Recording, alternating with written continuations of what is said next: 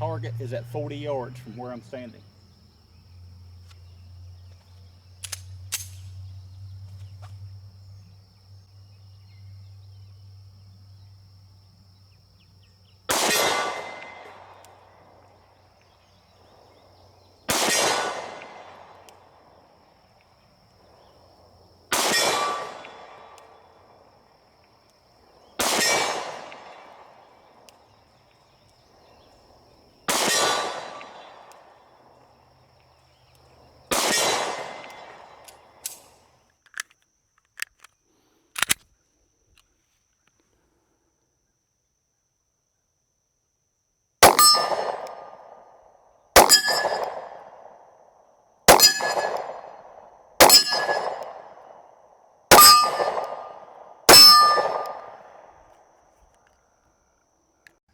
Hello guys and gals, Buffalo here.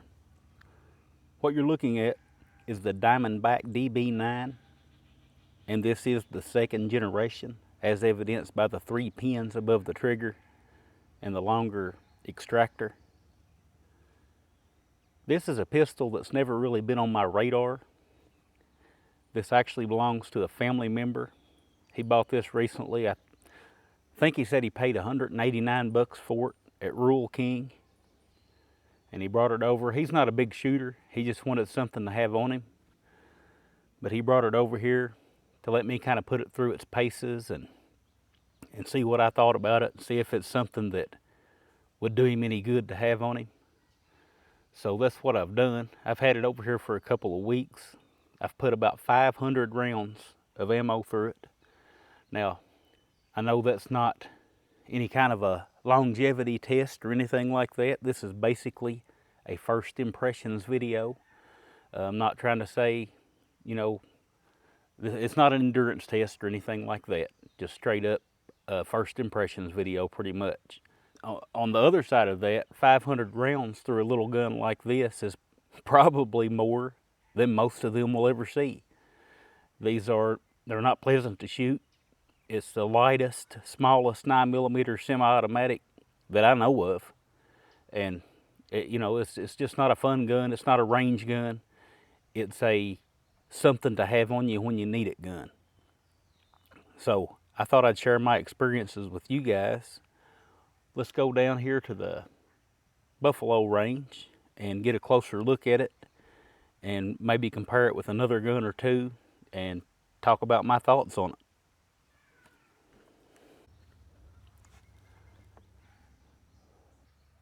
Thought I'd compare it to a few others. I've got the Car CM9 and a couple of more that I wanted to talk about, but this gun, it's billed as the lightest 9mm semi-auto on the market. So I thought we'd go ahead and weigh it. Put this piece of ceramic tile here just to give the scale a good flat surface.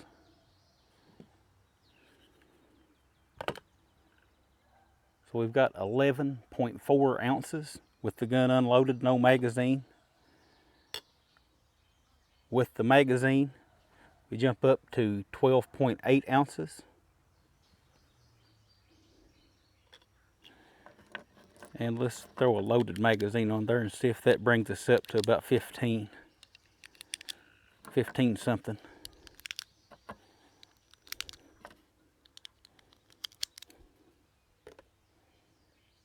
Looks like 15.4 ounces. So very, very lightweight gun. And while I've had this gun shooting it, I have noticed that does play a role, not only in making the gun very, very easy to carry, but you have to have a grip on this gun. It's very snappy. You can't limp wrist it. It will malfunction. It won't cycle properly if you don't have a good grip on this pistol. It's just that's the nature of the beast when you go this light and this small on a 9mm.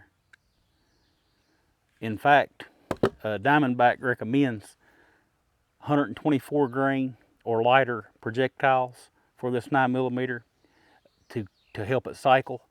With the 147 grain stuff, it has a harder time. And the hotter stuff, it's also not plus P rated. You do not want to shoot plus P or plus P plus ammo through this pistol. It's not rated for it, not meant to handle it. What Diamondback did, they pushed the envelope to give us the lightest possible 9mm concealed carry pistol they could, and they did that, but some of the sacrifices made was not being able to shoot plus P ammo in it. And besides that, the standard pressure stuff is rough enough on the hands. This thing has a very good grip texture on it. I actually like the grip texture. I prefer rougher grip, so those little diamond shapes on there do give something to get a hold of.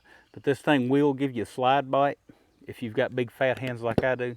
See a little spot there, and that's not from like one particular shot. That's from shooting 500 rounds through this thing over a course of a couple of weeks. It just keeps wearing on my hand right there. So that's why I said earlier, it's not a gun you're going to shoot a bunch at the range, or at least I'm not. Yeah, I could change my grip and get a lower grip on it, but that's going to affect my shooting. So I just kept my grip the same as I would with any other pistol, and the slide barely rubs my skin back right there. So that's why it left that mark on my hand. It's called slide bite. If you're not familiar with it, you haven't shot enough. So there's that. We'll take a look at the Car CM9 next to it. Now this is actually my gun. I carry this gun quite often. It's very similar in size as far as length and height. Where the DB9 gets it is the thinness. It is quite a bit thinner through the slide area than the Car. And it's about 4 ounces lighter. The Car is about 4 ounces heavier. We can throw it on the scale real quick too.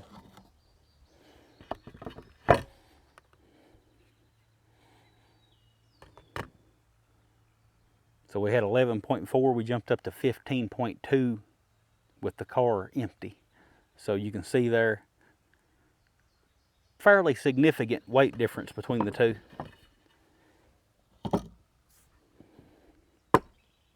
This thing gets talked about a lot as being Glock-like.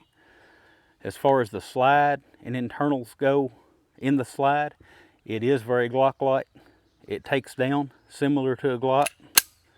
Pull the trigger. Pull the slide back slightly. Can't get a good view of that. Here's your takedown lever. Pull down on the takedown lever. The slide pops right off. And you can see it does look very Glock-like in there. You got a captured recoil spring, at least partially captured. You got this part and then the outer part.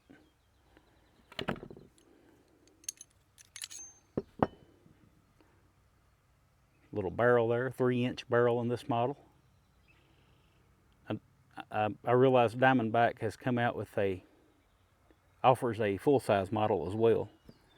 And again, you can see in there, it does have a mechanical safety for the striker as a striker block. You can see it right there. Very similar to the Glocks. Got your striker here. Now the trigger system is a lot different than a Glock. It's more, there's no energy stored in the striker spring, so you're doing a full cock and release with each trigger pull, whereas the Glock stores some energy in the striker spring. This is more like a true double action striker fired.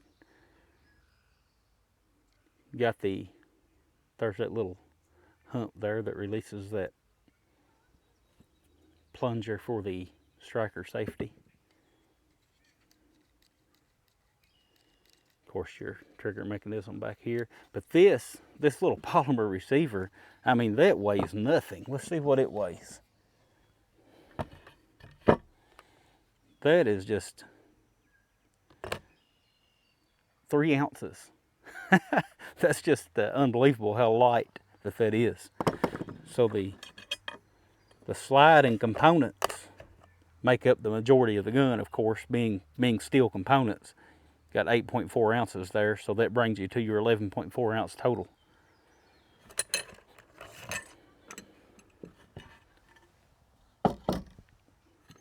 And of course it goes back together just the way it came apart. The opposite way it came apart, I should say.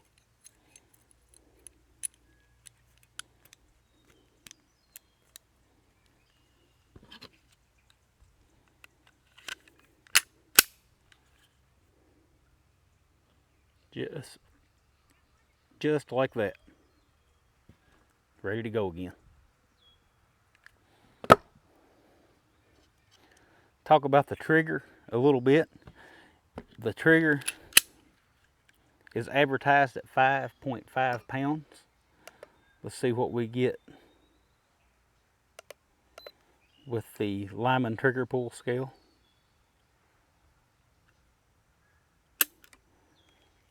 6 pounds, 3 ounces.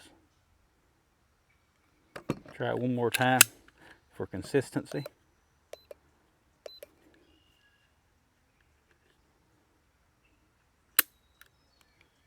6 pounds, 2 ounces. So a little over 6 pounds, so it's a little heavier than what's advertised on the website, at least on this particular pistol. Got the Cara trigger. This one, let's go back to the Diamondback 9 real quick. See if I can get this where you can see it. Trigger break. It's a long trigger pull. Very, you know, we talked about how much the slide looks Glock-like, the internals of the slide. The trigger is very different. It's a very long, intentional trigger pull. Reset. You have to go all the way out. Right there. So all the way out for the reset. Same way as the Cara. You got that long trigger pull. You have to go all the way out on it for the reset. Now on a Glock, and the only reason I mention Glock is because of how much the internals look like a Glock. On the Glock, of course, your trigger pull is much shorter, and so is your reset. Reset's going to reset much quicker. So that is a difference on the trigger. It does take some getting used to. If you're used to shooting Glocks or other, you know, M&Ps, other Glock style pistols, it's easy for people to miss that reset. They'll fire, and then when they go to fire their second shot, they don't let out far enough. You know, you're not going to be able to fire like that. You got to let it all the way out. Now you can fire. So people have had trouble with that. Did want to mention it. And I also want to mention that while I didn't have any trouble, I didn't have any trouble with the 500 rounds I put through it. My friend that owns this did have some cycling issues, and it was due to not getting a firm grip on the gun. Once I addressed that and had him do that, he didn't have any more trouble with it. But the other issue that I've noticed is this pin right here keeps wanting to walk out on me. It's stuck out just a little bit right now, and I left it sticking out. Maybe you can see it right there. Instead of punching it back in before the video, I left it sticking out so that you guys could see it. That pin right there, the farthest forward pin over the trigger, does want to walk out. Not sure why that is, but that's the only real issue that I've had with it. Other than that, it is ran great, and it is very accurate. I was surprised at how accurate this little pistol is. Decent sights on it, 3-dot sights. The rear is driftable. You can drift it left or right for your windage. That's pretty handy. On a lot of your little super small guns, the sights aren't adjustable and they're barely there.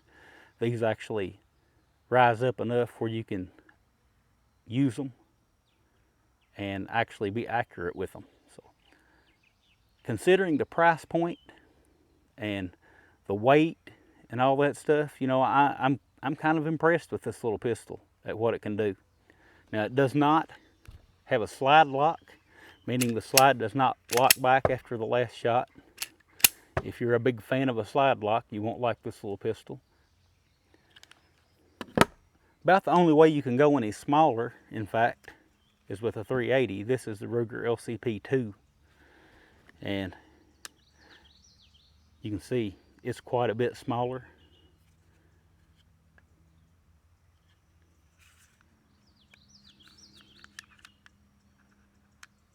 Maybe not as much as what you would expect. In fact, some 380s weigh more than this gun. This one doesn't. This should be quite a bit lighter. We'll throw it on the scale here too while we're down here.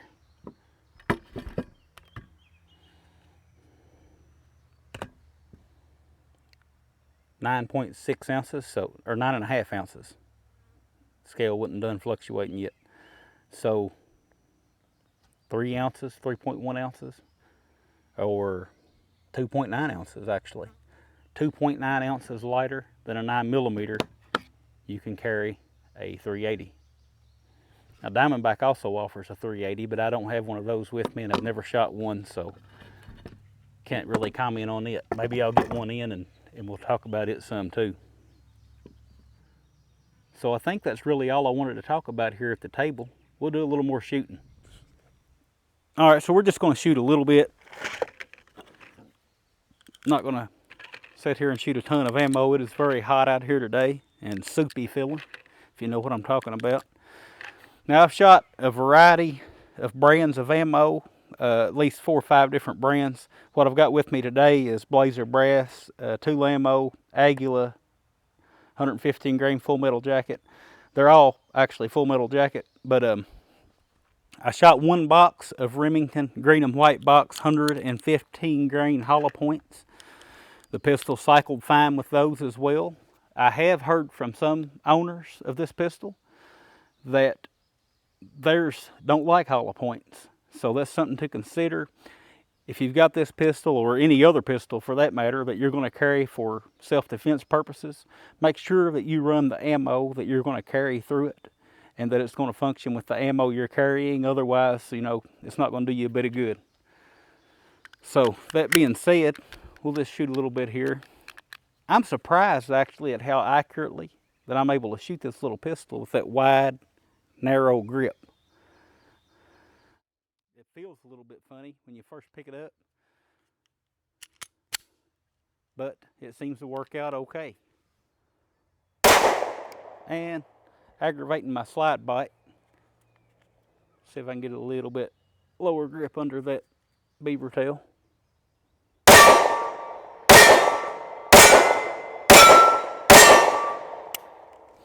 So, slide bite is something that just comes with the territory on a little pistol like that. If you've got big fat hands like I do, that's all right. If you're, you know, shooting to save your life, you won't care about a little slide bite.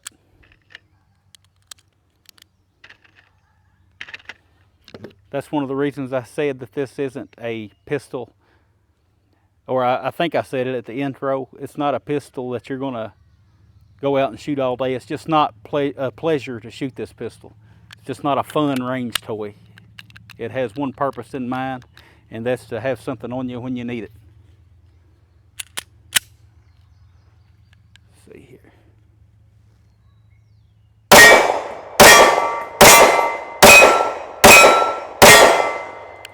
And as I mentioned, the slide does not lock back.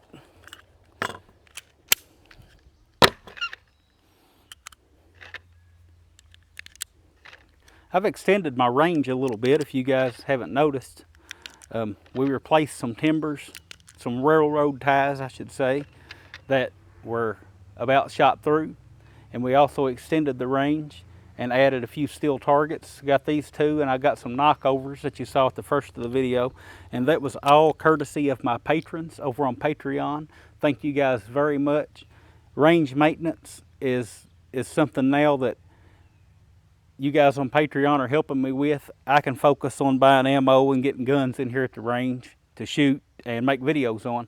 I don't have to worry as much now about, okay, I'm not going to get to do a video for the next couple of weeks because I got to spend $150 or $200 to keep the range up. So, you know, I've had Patreon for about 5 or 6 months, and that's the first time I've took money out of it. So it's not like I'm making a huge amount on it, but it's money that I can save and cover things like this. So I appreciate that very much. I think I've got 50 of you guys now over there. Can't say enough about how much that helps. We're just going to shoot this thing. We'll just shoot one more magazine through it. I don't want to bore you guys to death. We'll shoot that big pizza size, big 16-inch gong there. Looks like a pizza pan. See if I can hit one right in the middle. Pretty close.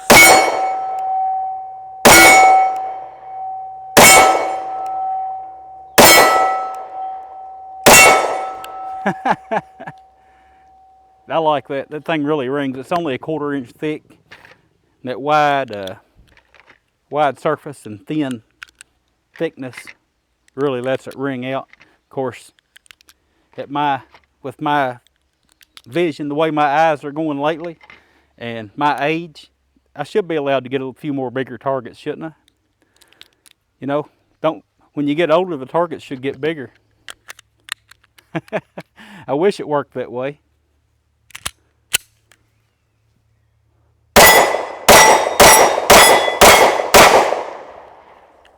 All right, so I'm going to close this video out just by saying, for the money, when you consider what these cost, I think it's a fine little option. You just have to get out, shoot it, learn its quirks, make sure you're holding on to it. Don't let it jump too much in your hands. It'll cause it to fail to cycle. So, if you've got one of these, you probably already know that. But if you're looking at getting one, that's my thing to watch out for. Keep these pins tapped in. That one doesn't look like it's came out any more than what it was. But, you know, good little gun for the money. That's all I got. You guys, as usual, all the links to my social media accounts, my other social media accounts, are in the description of this video. Also, I get a lot of people asking about the banjo music that I use to close my videos out with. I've got a link to a video down there of the guy and his daughter, who are good friends of mine, who actually wrote that song specifically for me to use on my videos. If you want to check that out and watch them pick through that song, the whole song's there if you want to hear it. And she's actually, Greg, the guy Greg, her dad, is a fantastic banjo picker, banjo teacher himself, but she has actually won awards on the international level. So both of them were excellent musicians. I'm going to start including that in the link if you guys want to check that out. I know that's not gun related, but I have gotten a lot of questions about it. So that's all I got, and I'll talk with you guys again soon.